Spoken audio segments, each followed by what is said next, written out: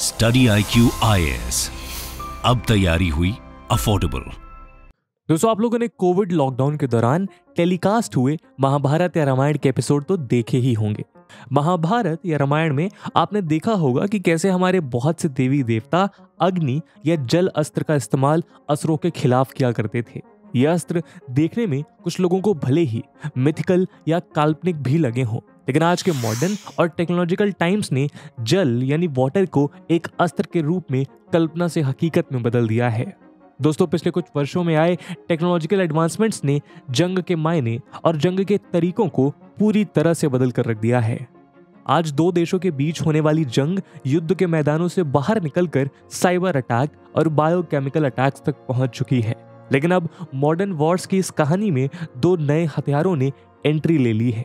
दो ऐसे हथियार जिन्हें बिना उठाए चलाया जा सकता है। दो ऐसे हथियार जो देखते ही देखते दुश्मन को अपने सैलाब में समेट सकते हैं। दो ऐसे हथियार जिसका सामना करने को शायद ही दुनिया का कोई देश फिलहाल तैयार हो। दोस्तों, हम बात कर रहे हैं मैसिव मैनमेड स्ट्रक्चर कहे जाने वाले डैम्स और उसमें मौजूद वाटर की।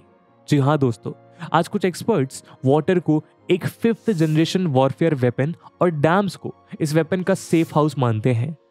ऐसा मानने वाले एक्सपर्ट्स का कहना है कि आज एक देश चाहे तो अपने किसी भी दुश्मन देश या अपने किसी भी पड़ोसी देश को मिलने वाले वाटर सप्लाई को इन डैम्स की मदद से रोक सकता है और उन देशों में केओटिक सिचुएशंस पैदा कर सकता है। ऐसे मंसूबे रखने वाला कोई भी देश अपने पड़ोसी देश के बॉर्डर एरियाज के नजदीक डैम्स या रिजर्वायर्स बनाकर दूसरे देशों में सप्लाई होने वाले इरिगेशनल, इंडस्ट्रियल या डोमेस्टिक पर्पस वाटर की मात्रा में कमी कर सकता है।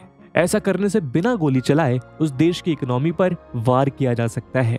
ऐसा करने से बिना हथियार उठाए दुश्मन देश को उसके घुटनों पर लाया जा सकता है।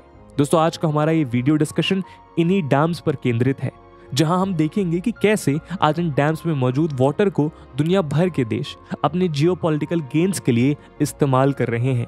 क्या इस नए वेपन कॉम्बिनेशन से हमारे देश की सिक्योरिटी और सेफ्टी को भी कोई खतरा है? किस तरह चाइना अपने डैम प्रोजेक्ट्स को इंडिया के खिलाफ एक वेपन की तरह इस्तेमाल कर रहा है? दोस्तों, साथ ही हम ये भी देखेंगे कि अभी तक हमारी सरकार ने चाइना से आने वाले डैम थ्रेट के खिलाफ कौन कौन से कदम उठाए हैं, इन प्रयासों में देश को कहां तक सफलता मिली और क्या हो सकती है आगे की राह। लेकिन दोस्तों, आगे बढ़ने से पहले मैं आपको बता दूं कि इस वीडियो की इंपॉर्टेंस यूपीएससी मेंस के GS2 के इंटरनेशनल रिलेशन सेक्शन के लिहाज से काफी जरूरी है और साथ ही साथ GS3 के इंटरनल सिक्योरिटी सेक्शन में भी ये पूछा जा सकता है। इसके बारे में हम वीडियो के अंत में और भी बात करेंगे, पर फिलहाल के लिए अपने डिस्कशन को हम आगे बढ़ाते हैं। दोस्तों, इंटरप्शन के लिए माफी, पर ये कोई ऐड नहीं है। बस आपसे एक ऐसी इंफॉर्मेशन साझा करनी है जिसकी मदद से हम एजुकेशन को अफोर्डेबल बनाने की तरफ एक इंपॉर्टेंट कदम उठा रहे हैं। स्टडी IQ ने अपना UPSC pre plus mains live foundation batch start किया है, जिसमें आपको सारा का सारा कंटेंट लाइव दिया जाएगा। 900+ आवर्स का live content, 1-to-1 mentorship, current affairs programmes, prelims के practice questions, mains answer writing practice और भी बहुत कुछ। मात्र 18,999 के डिस्काउंटेड प्राइस पे अगर आप AG live coupon code use करते हैं। दोस्तों, अगर आप या फिर आपके दोस्त या भाई बहन कभी भी यूपीएससी का एक सीरियस अटेम्प्ट देना चाहते हैं, तो आई डोंट थिंक कि इससे बेहतर मौका फिर कभी मिलेगा। एंड जस्ट टू मेंशन, ये प्राइस लिमिटेड स्टूडेंट्स के लिए है। दोस्तों, इन बैचेस में क्लासेस की शुरुआत 30th सितंबर मॉर्निंग 8 AM से हो रही है। तो अब आप भी AG live coupon code use करके अपनी यूपीएससी की तैयारी को भारत के बेस्ट एजुकेटर्स के साथ स्टडी IQ के फाउंडेशन बैचेस का सपोर्ट प्रोवाइड कर सकते हैं। इस बात से रिलेटेड सभी इंपॉर्टेंट लिंक्स आपको पिन कमेंट में मिल जाएंगी। अब आप अपना वीडियो देख सकते हैं, but don't forget to use AG live, otherwise you will say कि बाकी लोगों को कम रेट्स पे कोर्स मिला है। बाकी सभी अपडेट्स के लिए आप मुझे मेरे सोशल मीडिया हैंडल्स पे फॉलो कर सकते हैं। दोस्तों, आज बहुत से देश अपने डैम्स और उनमें मौजूद वाटर अपने दुश्मन देशों के खिलाफ स्ट्रैटेजिकली एक वेपन की तरह इस्तेमाल कर रहे हैं। आज इस तरह की स्ट्रैटेजीज या टेक्निक्स का इस्तेमाल दुनिया के बहुत से देश अपने पड़ोसी देशों के खिलाफ चल रहे जियोपॉलिटिकल वॉर्स में कर रहे हैं। उदाहरण के तौर पर आज इजिप्ट वाटर को एक हथियार बनाकर नील रिवर पर बने अपने डैम्स के जरिए इथियोपिया से जियोपॉलिटिकल बैटल लड़ रहा है। सेंट्रल एशिया में बहने वाली हेलमंड रिवर पर अफगानिस्तान द्वारा बनाया गया डैम ईरान की कमर तोड़ने का काम कर रहा है। वहीं टर्की और इराक के बीच चल रही जियोपॉलिटिकल वॉर भी अब यूफ्रेट्स और टिग्रिस रिवर के डैम्स तक पहुंच आई है। लेकिन इस तरह की स्ट्रैटेजीज को यूज करने वाली कंट्रीज के लिस्ट में अगर कोई सबसे बड़ा मास्टरमाइंड है तो वो है हमारा पड़ोसी देश चाइना। तो सर पिछले कुछ वर्षों से चाइना एक्सटेंसिव लेवल पर अपने यहाँ डैम इंफ्रास्ट्रक्चर को एनहांस कर रहा है। 2016 में पब्लिश हुई एक रिपोर्ट के मुताबिक आज चाइना के पास 87,000 से भी ज्यादा डैम्स मौजूद हैं, जिनमें से डैम्स की एक बड़ी संख्या बॉर्डर रीजन्स में लोकेटेड है। बॉर्डर एरियाज में बने इन डैम्स के सहारे आज चाइना एशिया में मौजूद अपने पड़ोसी देशों के खिलाफ मॉडर्न वॉरफेयर बैटल्स का बिगुल बजा चुका है। आज चाइना इन डैम्स की मदद से लाखों लीटर पानी को अपने पास स्टोर कर रहा है ताकि जरूरत पड़ने पर चाइना के रास्ते इंडिया, म्यांमार, थाईलैंड, लाओस और वियतनाम जैसे देशों में जाने वाले नेचुरल वाटर सप्लाई के फ्लो को कंट्रोल किया जा सके। अगर आज चाइना चाहे तो डैम्स के जरिए अपने पड़ोसी देशों में सप्लाई होने वाले वाटर को आर्टिफिशियली कंट्रोल करके उन देशों में इरिगेशन और दूसरे कामों में इस्तेमाल होने वाले प्रीशियस वाटर की मात्रा में कमी लाकर उस देश को मिनटों में अर्श से फर्श पर गिरा सकता है।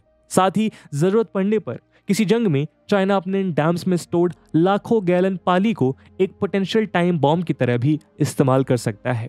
हो सकता है कि सुनने में आपको ये बात थोड़ी अटपटी जरूर लगे, लेकिन ऐसा करना बिल्कुल मुमकिन है। आज वाटर को एक टाइम बॉम्ब की तरह इस्तेमाल किया जा सकता है। लेकिन कैसे? दोस्तों, जरूरत पड़ने पर चाइना अपने डैम्स में स्टोर्ड लाखों गैलन वाटर को बिना बताए नेबरिंग कंट्रीज में रिलीज कर सकता है। ऐसा करने से रिवर्स में आया एक्सेसिव वाटर पड़ोसी देशों में फ्लड जैसे हालात पैदा कर देगा। चाइना की इन सभी हरकतों की वजह से आज हमारा देश इंडिया भी चाइना के इस डैम प्लस वाटर वेपन की रेंज में आ चुका है। हर साल चाइना से इंडिया की ओर बहने वाला 347 बिलियन क्यूबिक वाटर अब इंडिया की सिक्योरिटी और सेफ्टी के लिए एक बड़ा खतरा बन गया है। इंडिया में बहने वाली बहुत सी रिवर्स जैसे ब्रह्मपुत्र, कोसी, इंडस और सतलज का ओरिजिन चाइना के ऑटोनॉमस रीजन तिब्बत से होता है। आने वाले समय में इंडिया के साथ हुए किसी भी जियोपॉलिटिकल टसल में चाइना इन रिवर्स पर बने डैम्स का इस्तेमाल इंडिया में फ्लड जैसे हालात पैदा करने के लिए कर सकता है। अगर दोनों देशों के इतिहास पर नजर डालें तो चाइना इस तरह की नापाक कोशिशें पहले भी कर चुका है। उदाहरण के तौर पर साल 2017 में डोकलाम क्राइसिस के बाद चाइना ने अपने हाइड्रोलॉजिकल डेटा को इंडिया के साथ शेयर करने से इनकार कर दिया। नतीजा ये हुआ कि बिना किसी इंफॉर्मेशन के चाइना की तरफ से अपने डैम्स में अचानक ब्रह्मपुत्र रिवर में वाटर रिलीज कर दिया गया, जिसकी वजह से असम में बाढ़ आ गई। सिमिलरली ऐसा ही एक इंसिडेंस 2018 में भी हुआ, जब चाइना द्वारा बिना बताए अपने डैम्स में से ब्रह्मपुत्र की ट्रिब्यूटरी सियांग में रिलीज किए गए एक्सेसिव वाटर ने कुछ ऐसे ही हालात नॉर्थ ईस्ट के दूसरे राज्यों में भी पैदा कर दिए थे। चाइना की ओर से हो रहे इस तरह के हमलों को देखते हुए हमारी सरकार ने भी चाइना को उसी की भाषा में जवाब देने का फैसला लिया है। मई 2022 में जब एक इंटरव्यू के दौरान जल शक्ति मंत्रालय के मिनिस्टर गजेंद्र सिंह शेखावत से चाइना की तरफ से शुरू की गई डैम इंफ्रास्ट्रक्चर रेस के बारे में पूछा गया तो उन्होंने बड़े तीखे और साफ शब्दों में सरकार के स्टैंड को देश के सामने रखा। अपने इंटरव्यू के दौरान उन्होंने बताया कि आने वाले समय में चाइना की ओर से होने वाली इस तरह की सभी हरकतों को ध्यान में रखते हुए सरकार अभी से इस दिशा में काम कर रही है। उन्होंने बताया कि चाइना की ओर से आने वाले इस खतरे को देखते हुए गवर्नमेंट ने अरुणाचल प्रदेश के यिंकियोंग में ब्रह्मपुत्र रिवर पर देश के सेकेंड लार्जेस्ट डैम को बनाना शुरू कर दिया है। इस डैम की कैपेसिटी 10 BCM यानी बिलियन क्यूबिक मीटर वाटर की होगी, जो इसे मध्य प्रदेश में नर्मदा नदी पर बने इंदिरा सागर डैम के बाद देश का दूसरा सबसे बड़ा डैम बना देगा। ये डैम 50,000 करोड़ की लागत से बनकर तैयार होगा, जो इसे देश के सबसे कॉस्टली सोलो इंफ्रास्ट्रक्चर में से एक बना देगा। अरुणाचल प्रदेश में बनने वाला ये डैम अपर सियांग मल्टीपर्पज स्टोरेज प्रोजेक्ट का एक भाग होगा। ये डैम चाइना के 14 5-year प्लान के खिलाफ हमारी एक जवाबी कार्यवाही की तरह होगा। दोस्तों, चाइना ने अपने 14 5-year प्लान में ब्रह्मपुत्र रिवर पर बहुत से डैम्स बनाने का प्लान बनाया है। ब्रह्मपुत्र, जिसे चाइना में यारलंग सांगपो कहा जाता है, इंडिया और चाइना के बॉर्डर रीजन में बहने वाली एक महत्वपूर्ण नदी है। इस नदी की कुल लंबाई 2880 किलोमीटर है, जिसमें से नदी का 1625 किलोमीटर चाइना में और 918 किलोमीटर पार्ट इंडिया में फॉल करता है। 14 5-year प्लान की ही तरह पिछले कुछ सालों से चाइना इंडिया में तिब्बत रीजन से बहने वाली अनेक नदियों पर डैम प्रोजेक्ट्स ऑलरेडी शुरू कर चुका है। कुछ प्रोजेक्ट्स डेवलपमेंट स्टेज में है तो कुछ प्रोजेक्ट्स कंप्लीट हो चुके हैं। कुछ प्रोजेक्ट्स को हाइड्रो पावर जनरेशन का नाम देकर शुरू किया गया तो कुछ प्रोजेक्ट्स कार्बन न्यूट्रलिटी के नाम पर शुरू हुए। साल 2010 से इस तरह के प्रोजेक्ट्स की संख्या में भारी बढ़ोतरी हुई है। एक रिपोर्ट के मुताबिक सिर्फ पिछले 10 सालों में चाइना ने इंडियन बॉर्डर रीजन के नजदीक ब्रह्मपुत्र रिवर पर 3 मैसिव डैम्स बना दिए हैं जो एक दूसरे से महज 24 किलोमीटर की दूरी पर हैं। वहीं इन डैम्स के आसपास 8 और डैम्स का काम अभी चल रहा है। दोस्तों 10 सालों में 3 डैम सुनकर आपको भले ही इन डैम्स की संख्या कम लगे, लेकिन वहां आपको डैम कंस्ट्रक्शन के बेसिक फंडामेंटल को समझना होगा। दोस्तों डैम को बनाना एक बहुत ही टाइम टेकिंग और कॉम्प्लिकेटेड टास्क होता है। इस मैन मेड मैसिव स्ट्रक्चर को बनाते बनाते सदियां बीत जाती हैं। कंस्ट्रक्शन के दौरान हुई एक छोटी सी गलती भी हजारों टन कंक्रीट को देखते ही देखते ताश के पत्तों की तरह बिखेर सकती है। ऐसे में महज 10 सालों में चाइना द्वारा बनाए गए ये डैम्स अपने आप में चिंता का विषय है। लेकिन दोस्तों यहाँ आपके मन में ये सवाल भी आ रहा होगा कि आखिर चाइना अपने इन डैम्स का इस्तेमाल इंडिया के खिलाफ कैसे कर सकता है। तो चलिए एक एक करके उन तरीकों को समझने का प्रयास करते हैं। तरीका नंबर 1, चाइना इन डैम्स का इस्तेमाल देश के एग्रीकल्चरल लैंड और इकोलॉजी को नुकसान पहुंचाकर कर सकता है। दोस्तों जैसा कि हमने बताया, अगर चाइना चाहे तो बिना अपना हाइड्रोलॉजिकल डेटा शेयर किए अपने डैम्स में से लाखों गैलन पानी को इंडिया की ओर छोड़ सकता है, जो उसने ऑलरेडी किया भी है। ऐसी सिचुएशन में इंडिया में बहने वाली ब्रह्मपुत्र और कोसी जैसी नदियों के कैचमेंट एरिया में पहले से ज्यादा पानी होगा। डैम से रिलीज हुआ यह पानी अपने साथ स्लिट को भी साथ लेकर आएगा। दोस्तों स्लिट सैंड, सॉइल और मड का एक कॉम्बिनेशन होती है जो अक्सर डैम्स में मौजूद पानी के लगातार एक जगह रुके रहने से जमा हो जाती है। जब डैम से इस तरह के पानी को छोड़ा जाता है तो वो पानी अपने साथ नीचे जमा स्लिट भी ले जाता है। ये स्लिट जब एक्सेसिव वाटर के साथ नदियों के सहारे गांवों तक पहुंचती है तो वहां की उपजाऊ भूमि यानी फर्टाइल लैंड को इनफर्टाइल बना देता है। साथ ही अपने कैचमेंट एरिया से बाहर आई रिवर आसपास के एनवायरनमेंट और वहां रह रहे बायोडाइवर्सिटी को भी नुकसान पहुंचाती है। दूसरा तरीका है डैम्स के जरिए आर्टिफिशियल फ्लड्स और आर्टिफिशियल ड्रॉट जैसे मैनमेड डिजास्टर को जन्म देना। दोस्तों generally volcanic eruptions, flood, earthquake या सुनामी को नेचुरल डिजास्टर्स यानी कि एक्ट ऑफ गॉड कंसीडर किया जाता है। इस साल कहाँ कितनी बारिश होगी या कहाँ कितना सूखा पड़ेगा, इस साल भूकंप कहाँ कहाँ आएगा, इस तरह के सवालों का जवाब सिर्फ भगवान को ही पता होता है। लेकिन आज मॉडर्न टाइम्स में साइंस एंड टेक्नोलॉजी के जरिए न सिर्फ इन सवालों का जवाब दिया जा सकता है बल्कि इन नेचुरल डिजास्टर्स को रेप्लिकेट भी किया जा सकता है। आज चाइना के डैम्स इसी तरह किसी मैनमेड डिजास्टर को रेप्लिकेट करने के टूल्स हैं। आज चाइना अपने डैम्स की मदद से एक साथ बहुत सारा पानी रिलीज करके फ्लड जैसे हालात या कम से कम इन पानी को इन डैम्स में स्टोर करके इंडियन स्टेट्स में ड्रॉट जैसे हालात भी पैदा कर सकते हैं।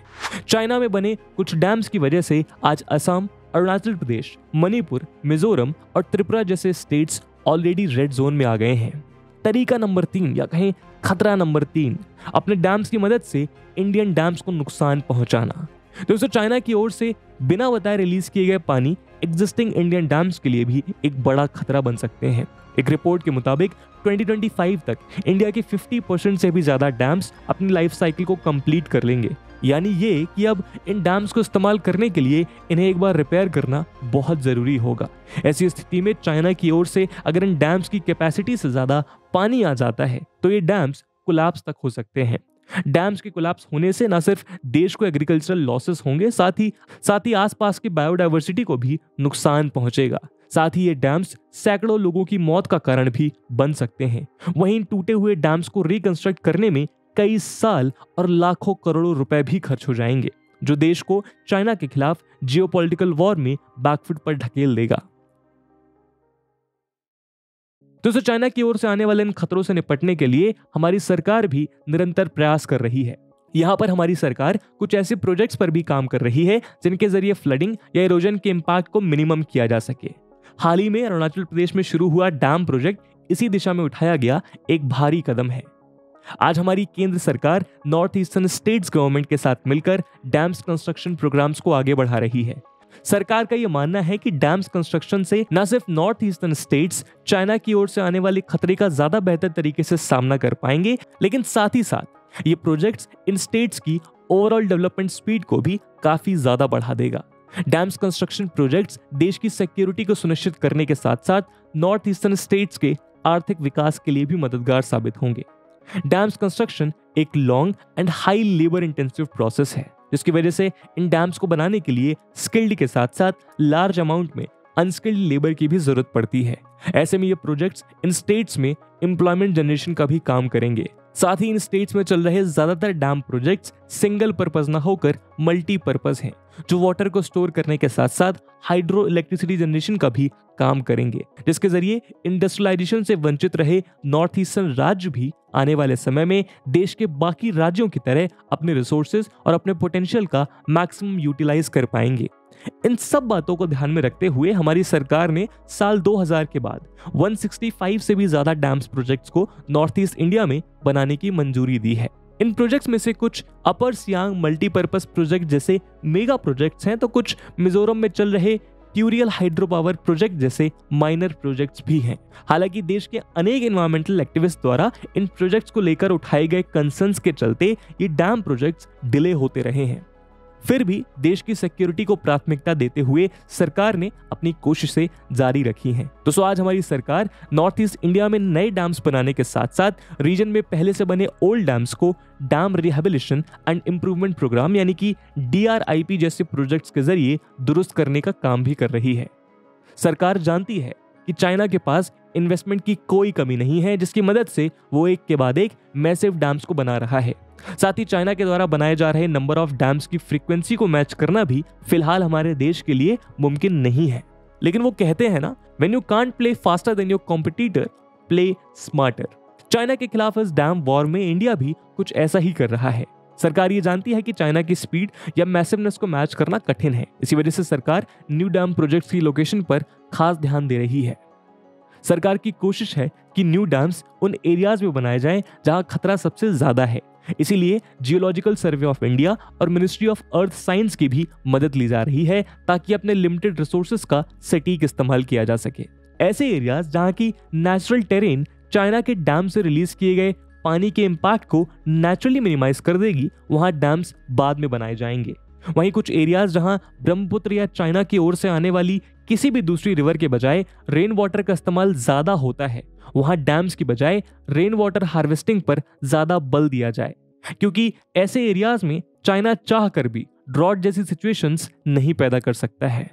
दोस्तों, हमारी सरकार द्वारा उठाए गए इन सभी कदमों से एक बात तो साफ है कि अगर चाइना कायरो की तरह डैम की मदद से जंग लड़ना चाहता है, तो इंडिया भी उसकी हर चुनौती के लिए तैयारी करना शुरू कर चुका है। लेकिन फिर भी अभी सरकार की तमाम कोशिशों के बावजूद चाइना के खिलाफ चल रही इस डैम सुप्रीमेसी की लड़ाई में जीतने के लिए बहुत से पहलुओं पर काम करना बाकी है। चाइना के डैम इंफ्रास्ट्रक्चर हमले का सीधा जवाब यही होगा कि हमें भी अपने डैम इंफ्रास्ट्रक्चर के प्रोसेस को चाइना की तर्ज पर तेज और तंदुरुस्त करना होगा। जिस रफ्तार से चाइना एक के बाद एक बॉर्डर एरियाज के पास नए डैम्स प्रोजेक्ट को शुरू कर रहा है, वैसे ही हमें भी अपने एरियाज को सिक्योर करने के लिए और भी नए प्रोजेक्ट्स इंट्रोड्यूस करने होंगे।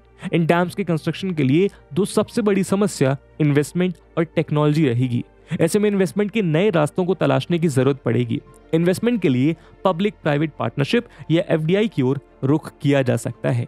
वहीं चाइना की ही तरह मॉडर्न और ज्यादा टेक्नोलॉजिकली एडवांस डैम्स को कंस्ट्रक्ट करने में जापान और अमेरिका जैसे देश हमारी मदद कर सकते हैं।